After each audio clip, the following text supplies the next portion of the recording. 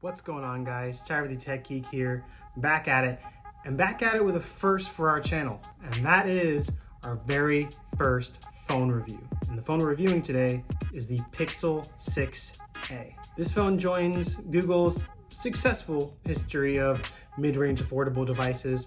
All began with the 3A, the 4A, and then the 5A, and now the 6A. At $449, the 6A gives you exactly what you would want in a mid-range affordable phone. Quality specs for a low price. Unboxing the 6A, you get the new industry standard. Smaller box with very little inside of it. On the top, you'll first get the phone. Underneath, you'll get your content transfer adapter and a USB-C to USB-C charging cable.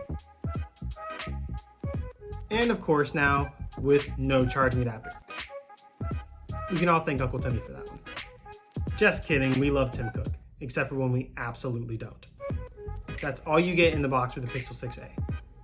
Now, I've been using this phone for about a week now as my daily driver, and using this phone, it really makes me miss and want to use my Pixel 6 Pro more often, especially with this beautiful white on gray two-tone design that really makes me wish I had gotten the white version of the Pixel 6 Pro when that phone dropped in the fall of last year. Looking at the design, it is a smaller device, a flat 6.1 inch OLED panel, 60 hertz. That does give excellent haptic feedback when typing, especially when you're using it with one hand or even two if that's what you prefer. The 60 hertz design is noticeably slower, especially if you're coming from another Android device that uses either 90 hertz or 120 hertz. This is the case, and especially when comparing it to the Google Pixel 6 or the Pixel 6 Pro. But if you're a normal consumer, that really won't make much of a difference. The Pixel 6a shares much of its design language with its slightly older brother, the Pixel 6, with a shorter, deeper colored tone crown at the top of the back of the phone, separated by this long camera bump which houses the cameras, and then a lighter colored tone to cover the back of it. This compared to the Pixel 6 Pro, whose crown is ridiculously tall, but still shares most of its design language with the Pixel 6 and the Pixel 6a. The Pixel 6a uses the same optical fingerprint sensor as on the Google Pixel 6 and the Pixel 6 Pro, and it's still just as bad as it was on the other phones. It gets the job done as some form of biometric security, but if they're not gonna speed up the optical fingerprint sensor, either through software or just installing a different type of fingerprint reading, I really hope Google adds some other form of biometric security on the Google Pixel 7, either Face ID or retina scanning that Samsung used on previous Samsung devices, because the optical fingerprint sensor is just really slow and it doesn't have the same fast reaction time as on other Android devices. Just something quicker, much quicker. The battery life is what you'd expect from a mid-range phone housing only a 4,410 milliamp hour battery, meaning that it'll get you through most of the day in most cases, but even that battery can be extended with various power-saving modes that Google has installed in the phone. But as with any Google Pixel device, the main show is the cameras. It's always been Google is the camera phone. That's the phone that you want for the best cameras, for the best shots, for the best videos, even though companies like Apple and Samsung have been steadily catching behind them in the most recent years. Now, the cameras on the back of this phone, Google used a 12 megapixel wide and ultra wide camera on the back of this phone, and it's the same sensor that Google has been using on past iterations of the Google Pixel. Same with the 3A, the 4A, and the 5A. So pictures on this phone are going to be what you'd expect from a typical Pixel offering. Very bright, very poppy, very oversaturated, not very true to life. But if you're not doing anything with any sort of camera work or any sort of cinema work, you're not really going to notice the difference.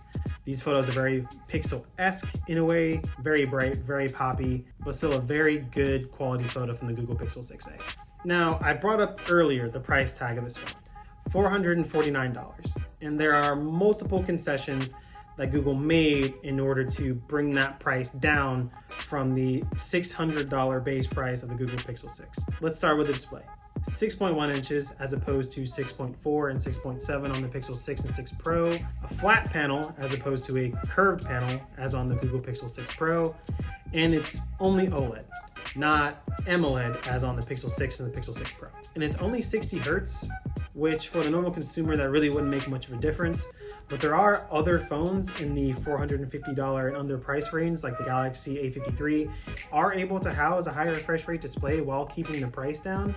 So I guess that was one of the things that Google decided to cut in order to make sure the price could stay as low as possible and save on battery life.